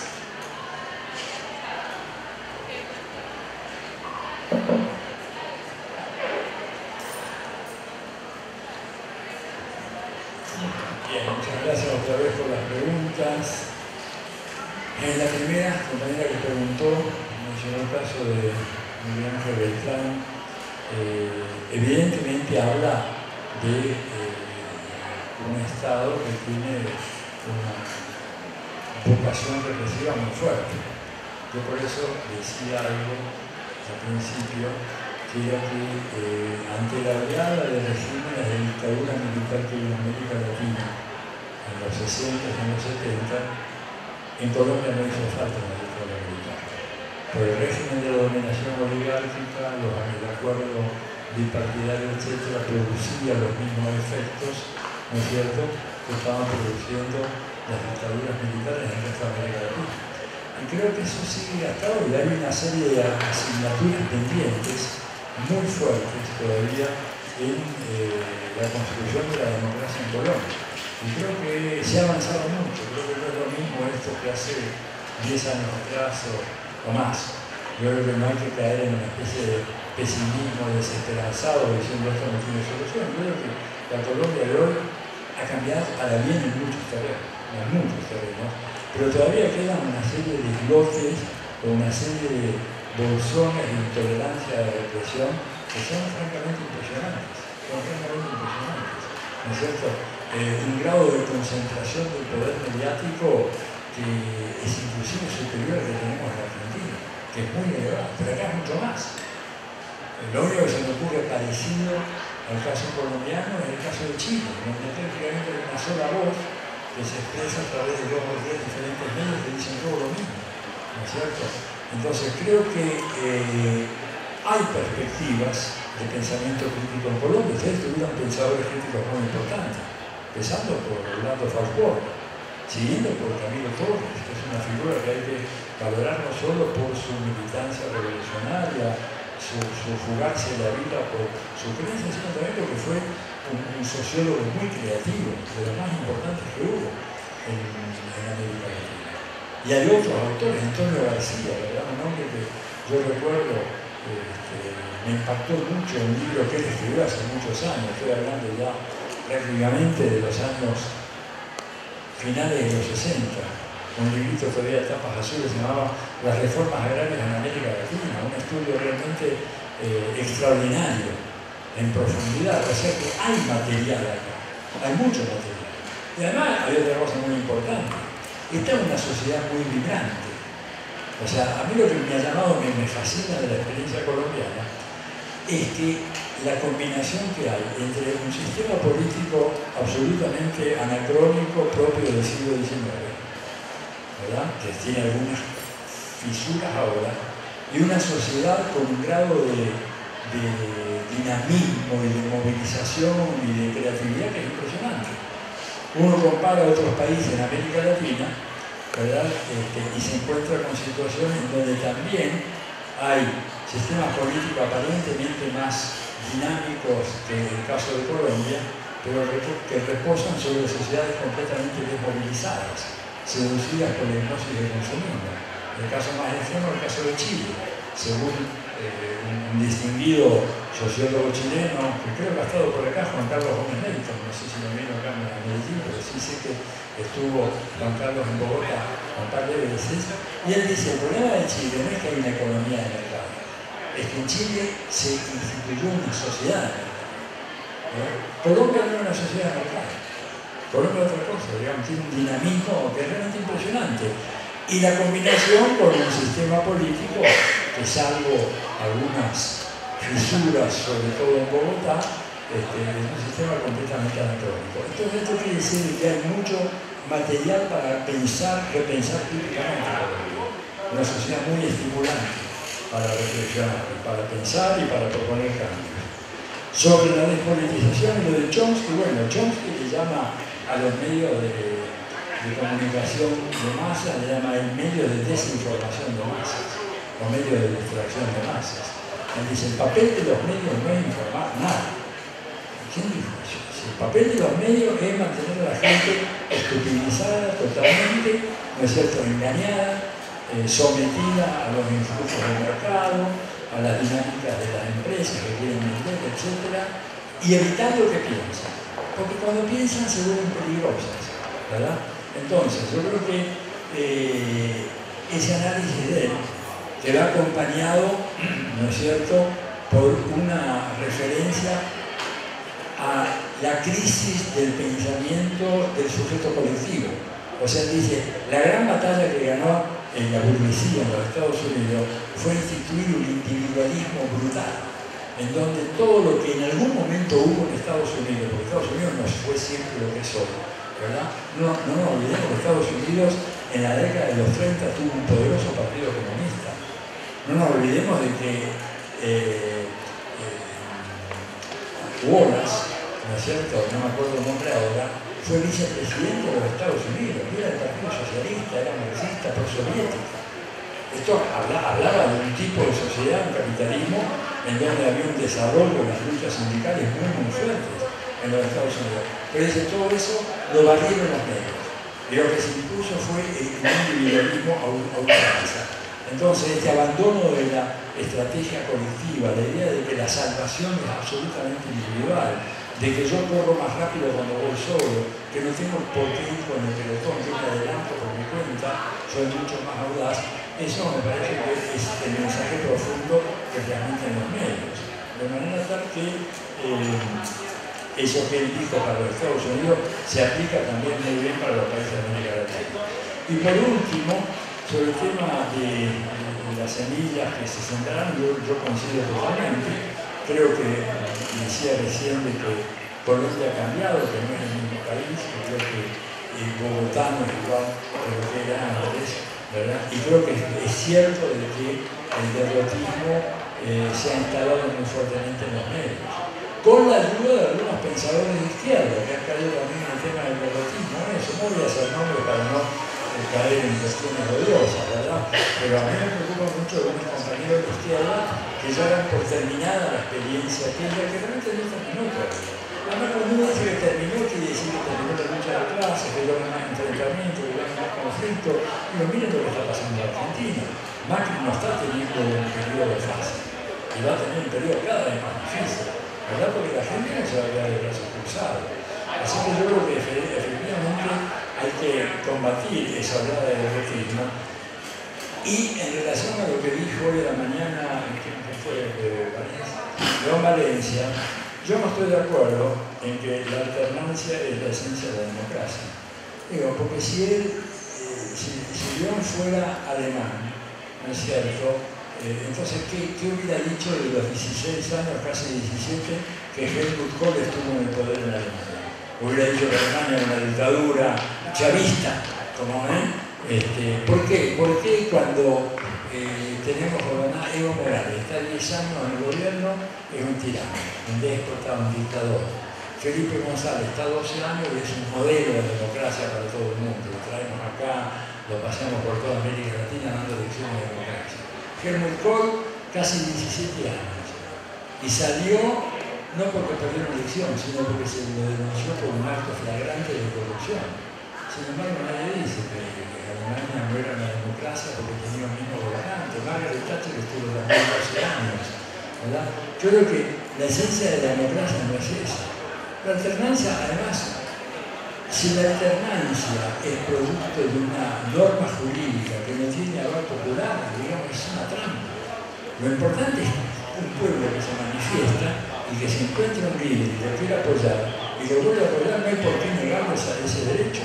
Es negarle al pueblo el derecho a decir, me gusta este candidato y quiero seguir con él. ¿Por qué lo vamos a obligar a cambiar? Absurdo, digamos. Este argumento en Europa no se sostiene ni un minuto.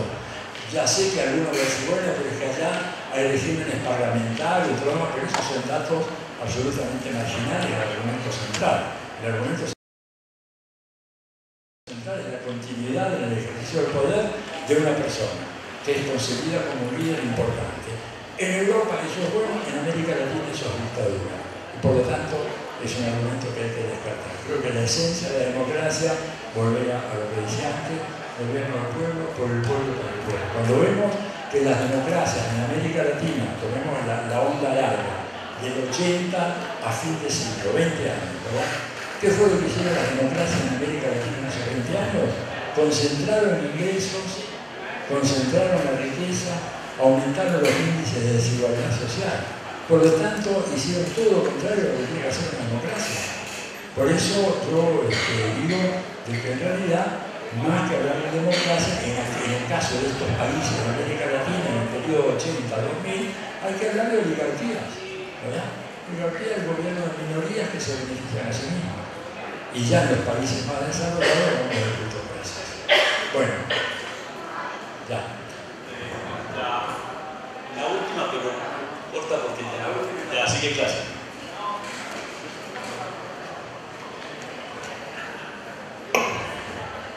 Mi pregunta es, ¿cómo desde el área de la educación en espacios o instituciones oficiales, es decir, como colegios, universidades, escuelas, se puede pedagogizar el pensamiento crítico si estas instituciones están constituidas como un medio para legitimar el capitalismo? Pregunta sencilla, digamos, para el final, ¿verdad? Claro. Mira, a ver, ¿cómo lo haces? Espera que voy a anotar porque quiero...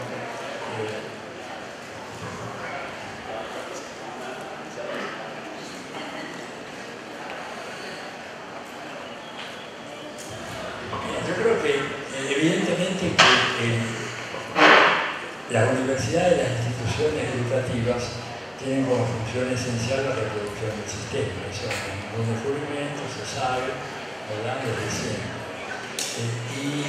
Pero también sabemos que las instituciones públicas y el Estado está atravesado por la lucha de clases. El Estado no es algo que está al margen de la lucha de clases, o que es un aparato que está íntegramente controlado por lo que un gran pensador y autor marxista greco-francés, que es Nico Poulantzas, hablaba del bloque en el poder. Evidentemente que hay un bloque en el poder que no quiere pensamiento crítico, pero al mismo tiempo sabemos que al interior del Estado hay fisuras, hay contradicciones, hay conflictos, hay fuerzas en pugna. El Estado es un escenario de la lucha de clases, es un escenario que representa en un momento determinado la hegemonía de un grupo dominante. Esa hegemonía es la burguesía y el bloque aliado, en términos gramscianos, ¿verdad? Pero como Gramsci mismo lo dice, esa hegemonía no significa que el conjunto del programa y el proyecto de los sectores dominantes se aplica mecánicamente en todas las instituciones del Estado. Tenés contradicciones. Si no, no estaríamos nosotros hablando acá. El Estado de nosotros es una institución pública. Si no, no tendrías militares como los militares bolivarianos que tuvo Venezuela, ¿no es cierto? O los militares reformistas que hubo en el Perú con Velasco Alvarado, o el pensamiento crítico marxista que se desarrolló en algunas universidades de América Latina de manera muy vigorosa, la teoría de la dependencia, de la cual hemos hablado otro día, ¿no ¿no es cierto? Se desarrolla en el marco de algunas universidades nacionales muy fuertes. Caso de la UNAM en México, yo enseñé muchos años en la UNAM, ¿verdad? Una institución del Estado. Mirá, el rector de la UNAM surge de una terna que los profesores elevan al presidente de la República. No creo que sea igual acá el caso de la universidad, ¿verdad? Pero si el rector no... Bueno, yo no conozco... Bueno, pero digo, el rector de hoy, el próximo rector, no lo decide Santos. Bueno, en México el rector de la UNAM lo decide Peña Nieto. Hay una terna que se le eleva y por supuesto los mexicanos y los que están en el manejo, lo que los mexicanos llaman la polaca, o sea, la política burda de las tranzas y todo eso, saben muy bien que al presidente no le pueden dar una fórmula de 3 marxistas-leninistas. Tiene que darle uno de derecha, uno un poquito menos de derecha y uno de centro. Y entonces el presidente, si tiene suerte, le da uno de centro, ¿verdad? Pero aún así, en esa universidad, el rector lo designa el presidente, por eso renunció González Casanova en su momento, en la década de los 60, como rector de la UNAM. Aún así tenés espacios de discusión que reflejan el conflicto social y tenés desarrollo del pensamiento crítico muy fuerte, ¿verdad? En el caso de la UNAM, como lo tenéis en el caso de la Universidad de San Pablo, en Brasil, también una universidad no es nacional, es del Estado de San Pablo, la famosa USP, pero de ahí salió Florestan Fernández. Si vos vas a la sede central del movimiento Sin Tierras en Brasil, el aula principal se llama Aula Florestan Fernández, porque fue el gran pensador crítico de la reforma agraria, contra el capitalismo agrario, etc. Un hombre que enseñó toda su vida en la universidad pública, la Universidad de la USP, la Universidad de San Pablo. Entonces, creo que tenemos que ser conscientes de eso, de que hay fisuras, hay intersticios en los cuales podemos actuar y entonces una institución pública que tiene como misión reproducir el orden social existente, sin embargo, no cancela la lucha de clases, porque la lucha de clases es lo que los psicoanalistas llaman el inconsciente reprimido, que lo reprimís pero entra por la puerta trasera después, ¿verdad? No sé, me gustaría, si yo fuera Chávez cantaría, no sé cantar, cantaría unos párrafos de la canción esta maravillosa de Chico Buarque, o qué será, ¿no es cierto? Lo que no tiene remedio, lo que no tiene solución. Bueno, es eso. El conflicto social es algo que es absolutamente imposible de reprimir y por suerte, si no estaríamos, digamos, en 1984, la novela aquella de Orwell, que es terrible, el gran hermano controlaría todo. No es así. Por eso un lugar de lucha es importante, pero hay que luchar con inteligencia. Ojo con ese tema. A veces en la izquierda hemos confundido, ¿no es cierto?, el ardor de la lucha, la fuerza del vigor de la lucha con la inteligencia. Y hemos hecho algunos errores brutales. Tenemos que actuar con la inteligencia, con la fineza. La lucha de clase es una partida de ajedrez. En la partida de ajedrez, aquel que se enoja, aquel que se apasiona, pierde. El cerebro frío es fundamental. Y a veces nosotros hemos cometido errores en mi país, en Chile, me acuerdo que viví en Chile en la época de Allende, el gran debate entre compañeros que decían avanzar sin transar. Muchos de ellos después se convirtieron en ministros del gobierno de Lagos, ministros ultra neoliberales. No voy a hacer nombres para no armar nada. Y otros, entre los cuales estaba yo, decían, momentito, consolidemos lo avanzado. Porque si no se consolida lo que hemos avanzado, los procesos no son irreversibles. Si se cayó la Unión Soviética, ¿por qué no puede caer Cuba? Yo espero que no, pero ojo, hay que actuar con mucha inteligencia. Se derrumbó la Unión Soviética, no es que se derrumbó una pequeña islita, digamos, no hablo ni siquiera de Cuba, hablo de Granada, que es una de mis obsesiones, la isla de Granada, invadida por los yanquis en el 83, mataron a Maurice Bishop, a su mujer, a los ministros, todo, ¿verdad? No es que se cayó Granada. Granada tiene, ¿cuántos kilómetros cuadrados tiene Bogotá? Que 300 kilómetros, más o menos, kilómetros cuadrados de superficie. Bueno, la isla esa tiene 300 kilómetros cuadrados de superficie. Y la invadieron por 9.000 marines. Porque Bishop autorizó la construcción de una pista más larga en el aeropuerto. Y el loco de Reagan dijo que esto era para que vinieran aviones soviéticos para invadir desde ahí, bombardear Estados Unidos. Entonces, digamos, tenemos que tener mucha inteligencia como actuamos.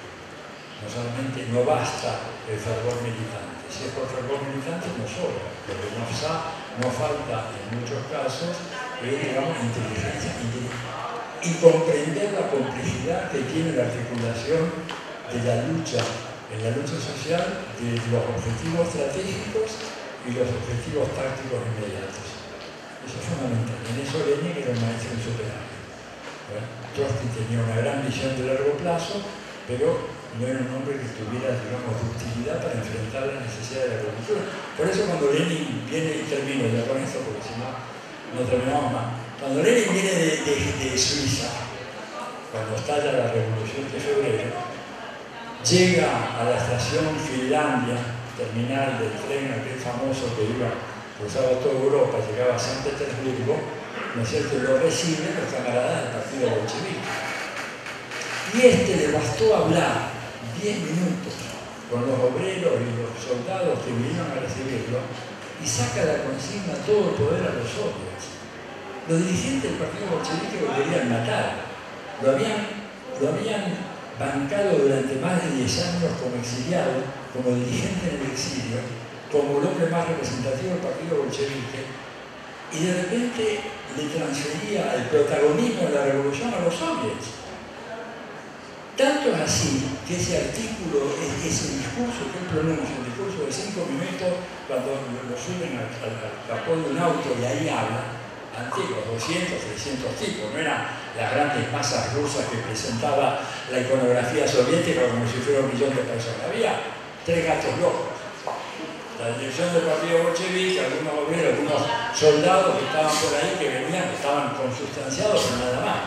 Y él dice todo el poder a los soviets. El diario del partido no le publicó el discurso hasta una semana más tarde. ¿Te das cuenta? ¿Por qué? Bueno, porque él estaba a años luz, se dio cuenta en un momento de corto, ¿no es cierto?, que en esa coyuntura el partido no servía para nada y que lo importante era el protagonismo de los otros. Los más dogmáticos, bueno, no querían saber nada, pero tuvo razón. Al fin y al cabo, el protagonismo de la revolución rusa lo tuvieron los soviets. Que los soviets tenían una dirección del partido bolchevique, sí, pero el protagonismo estaba en manos de los soviets. La genialidad de Lenin fue haberse dado cuenta de eso. Como la genialidad de Fidel fue decir, me paro en Sierra Maestra, y fue combatido por el Partido Comunista de Cuba, ¿no es cierto?, hasta poco menos la víspera del triunfo de la revolución, cuando el PC hace un cambio y se da cuenta de que Fidel tenía razón, solo que Fidel lo vio 2 años antes. Eso se llama inteligencia táctica en la lucha de crisis. Y aquí sí, no tengo más voz. Chao, gracias.